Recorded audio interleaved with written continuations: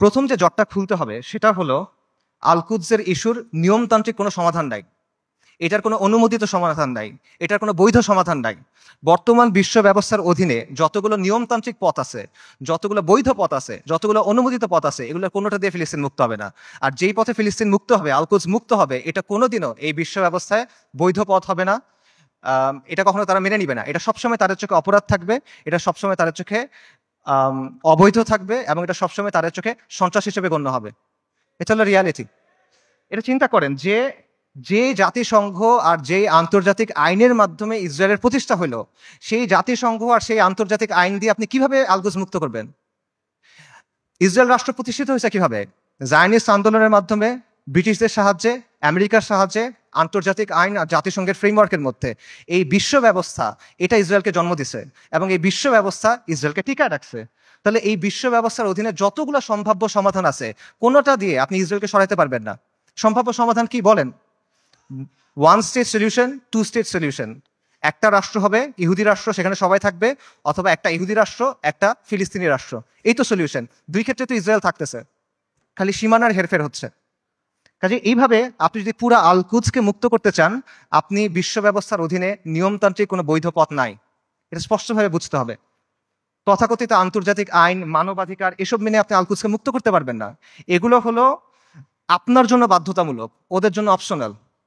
Israel কতগুলো মানবাধিকার ভঙ্গ করছে, ইসরায়েল কতগুলো আন্তর্জাতিক আইন ভঙ্গ করছে, আমেরিকা ইরাক আর সিরিয়াতে কি করছে, ফ্রান্স এখন আফ্রিকাতে কি করতেছে, ইভেন জাতিসংঘের যে শান্তিরক্ষা বাহিনী এর আগে সুদান, হাইতি, লাইবেরিয়া, কঙ্গো এসব জায়গায় গিয়ে সাধারণ মানুষকে রেপ করতেছে। এগুলো মানবাধিকার লঙ্ঘন না? আন্তর্জাতিক আইনের ভঙ্গ হয় না এখানে? কার কি হয়েছে? কিচ্ছু হয় নাই। এটা ওরা বানাবে, আপনি মানবেন, এটা ওরা মানার জন্য না। আপনি এগুলো বিশ্বাস করে বসে আছেন, লাভ নাই।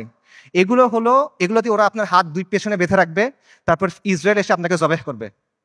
এরা আমাদেরকে নারী অধিকারের কথা বলবে, শিশু অধিকারের কথা বলবে, মানবাধিকারের কথা বলবে, পর্দার সমালোচনা করবে, নিকাবের সমালোচনা করবে, শরিয়ার সমালোচনা করবে। তারপর আমাদের বইয়ের মধ্যে এলজিবিটি ঢুকাবে। কিন্তু যখন লিটারেলি হাজার হাজার নারী, শিশু, বৃদ্ধ মারা যাচ্ছে, জেনোসাইড হচ্ছে, এথনিক ক্লেন্সিং হচ্ছে, তখন এরা এসে কি বলবে? Israel has the right to defend itself, we must condemn Hamas. এই তো অবস্থা। এটা হলো আন্তর্জাতিক আইন এবং মানবাধিকারের অবস্থা। আমেরিকাতে একজন বিখ্যাত দায়ী ছিলেন, মালিকা শাহবাজ, ম্যালকম এক্স, এই নামে চিনবেন অনেকে। ওনার একটা কথা আছে, খুব বিখ্যাত কথা, এবং আমি মনে করি এই কথাটা আমাদের সবার বোঝা উচিত। উনি বলছেন, we want freedom by any means necessary, we want justice by any means necessary, we will strike at injustice by any means necessary. অর্থাৎ মুক্তির জন্য, মর্যাদার জন্য, সম্মানের জন্য, অন্যায় বন্ধ করার জন্য যা যা করা প্রয়োজন তা সবই করতে হবে। সহজ। ম্যালকম এক্স আফ্রিকান আমেরিকান ছিলেন, পশ্চিমা বিশ্বের বাস্তবতা উনি খুব কাছ থেকে দেখছেন, এবং ওনার মধ্যে হীনমন্যতা ছিল না, জাতে ওঠার টেন্ডেন্সি ছিল না। ওনার এই চিন্তা ছিল না যে আমার কৈফিয়ত দিতে হবে, তাই উনি সহজ কথাটা সহজে বলে দিয়েছেন।